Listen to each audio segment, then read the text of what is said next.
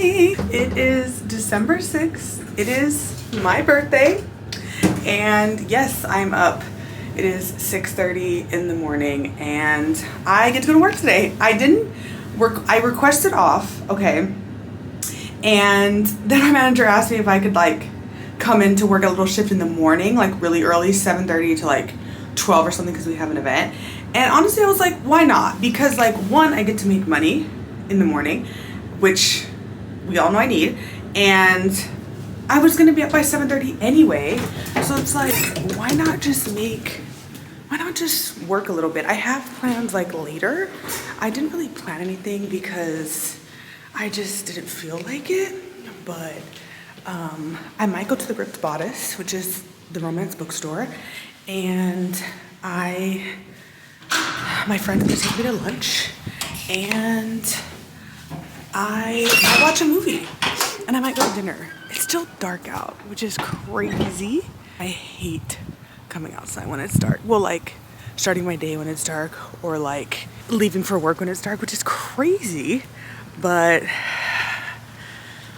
we're doing it. And it's my birthday. It's my 35th birthday. And I did a birthday vlog last year. So why not do one this year? This year is obviously going to involve books because it always does. And that's about it. It's like 30 something degrees out. So happy 35th anniversary, as my friend said. Happy 35th anniversary.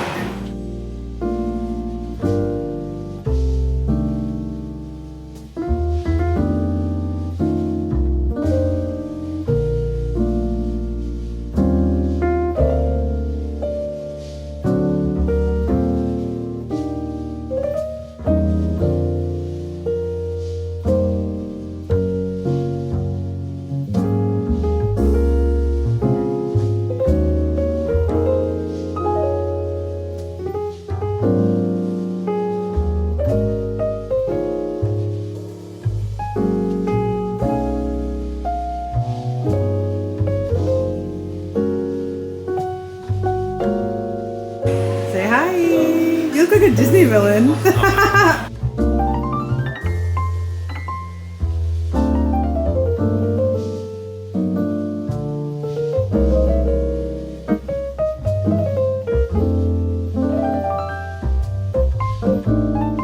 How does it feel to be 35? It actually feels good because I was ready to say goodbye to 34. Why? 34 was rough, to say the least. I felt like I was in survival mode all last year, all of 34. And hopefully 35 brings a lot more happiness. Murray Hill 2024. Murray Hill 2024, baby! It is definitely a couple days after my birthday. It's the 9th, and I realized I never gave you a book haul for the books I got at the Ripped Bodice. So we're gonna wrap up this video and we're gonna see the book haul. And then my friend also got me a book. He got me this massive, massive book called Shogun. And it's part of this thing called the Asian Saga. They're making a show out of it. I don't remember what like channel it's gonna be on, but I remember seeing the trailer for the show and the preview for the show, and I was like, wow. And then we looked it up. It's a book, and I love this version of it. It has like its own little bookmark. And I was looking through it the other day at Barnes & Noble, and I feel like it has a lot of dialogue.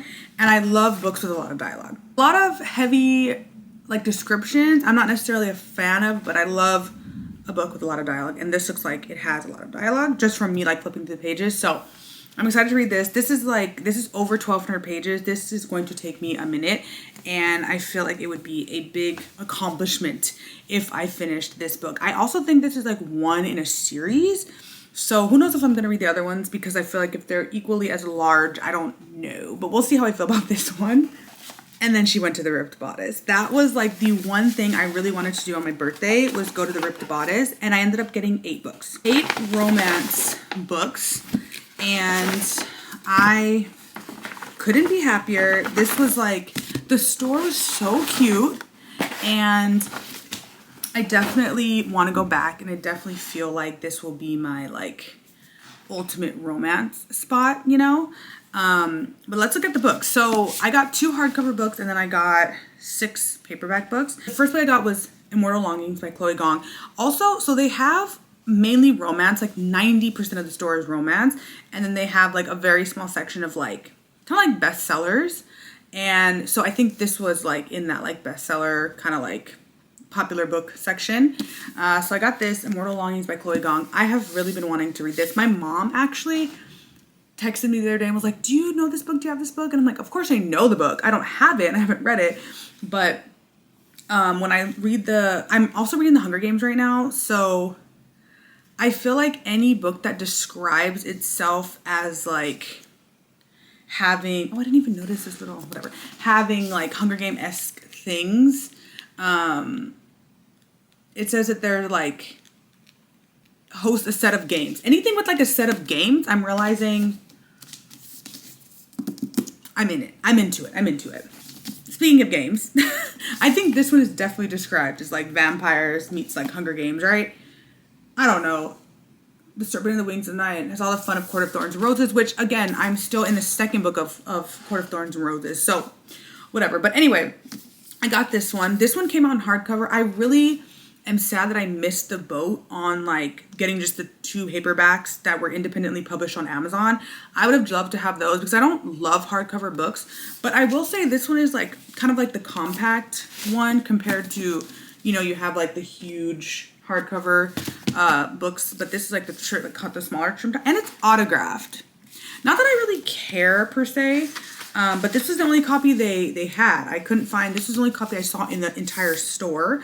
So I was just like, you know what, I'm gonna get it. I've been wanting to read a physical copy of this book. I've never read it, and so I kind of was like, screw it, just get it. The font though is insanely small.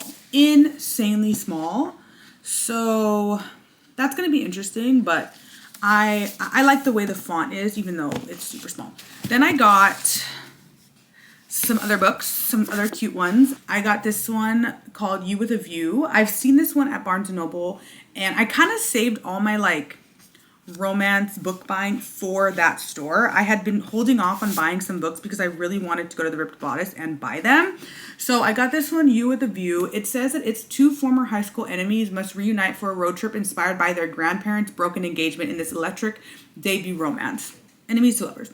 And I love that. I love this cover too. The covers are getting so good. So good. I love that the blurb is stunningly heartfelt and sexy beyond words. So that should be interesting. I also, like I said, I love this cover. I also got With Love from Cold World. I've been wanting to read this for a while. I think she also writes Love in the Time of Serial Killers. I heard good things about that one. I haven't read that one though. But this is, let me see, co-workers. I don't know if it's enemies or just like workplace romance. Oh, there's a rivalry. Okay, so it's also enemies to lovers, workplace enemies, which we love that. So I've really been wanting to read this. And I had to get another book to add to my Mariana Zapata collection. I was like, do I have this one? I don't. This is Luna and the Lie. I've heard good things about this. I think he's like, maybe this is Grumpy Sunshine. I think Luna Allen has not done some things she would rather no one know about, blah, blah, blah, blah, with 3 sisters, blah, blah, blah. But when secrets involve the man who signs her paycheck, she can't find it in her to regret it, despite the fact that he's not the friendliest man in the world or the most patient. So definitely Grumpy Sunshine, and the guy's her boss. So that should be interesting. It seems like almost like a motorcycle club, car style romance just based on the cover, which I'm here for that. I really like Mariana Zapata books, and I kind of want to just like get them all. So I definitely am just going to slowly get them. I saw this one at Barnes & Noble the other day, and I love the cover. And it's Raiders of the Lost Heart by Joe Segura. And it's about rival. Why did I get all these rival books? Rival archaeologists must team up on a secret Aztec expedition, or it could leave their careers and hearts in ruins. It almost gives me like Lost City vibes, and I thought that movie was hilarious, but they're not like archaeologists in that. I didn't even like really read what it's about. I just love this cover. I love this cover so much. And Rival Archaeologists, it just drew me in. I'm I'm really excited to read this. This one's kind of random, but I love vampires, and I feel like this is going to be really sexy. But it's called Filthy Rich Vampire. I love the cover, and I love the gold, the black with the flowers. It says forbidden fruit tastes the sweetest. So it says newly edited and for the first time in print. Discover the smash hit series. So we love vampires. I love vampires. It looks like it's dual POV. So I'm excited to read this by Geneva Lee. I've never read anything by Geneva Lee. So I don't know how sexy this is going to be, but it's also fake dating. It says pretend to be his lover and he'll change her life. For 1 year, they'll attend the season's social events together in exchange for his protection and a way out of her mother's crippling medical debt. She can't say no, but the vampire world is impossibly decadent and darker than Thea ever imagined, and Julian's filthy rich vampire family wants her out of the way. But with each moment they share, new dangers emerge, a desire as forbidden as their stolen touches, an awakening of a long-dead heart, and secrets that could tear them both apart. This sounds great. This sounds great.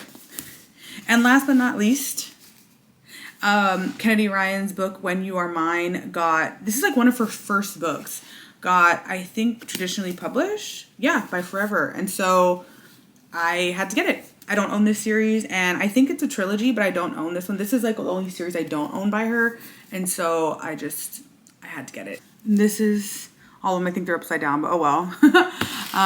So 8 books for my birthday. That was great. I had a really fun birthday. I had a great dinner, had a great lunch.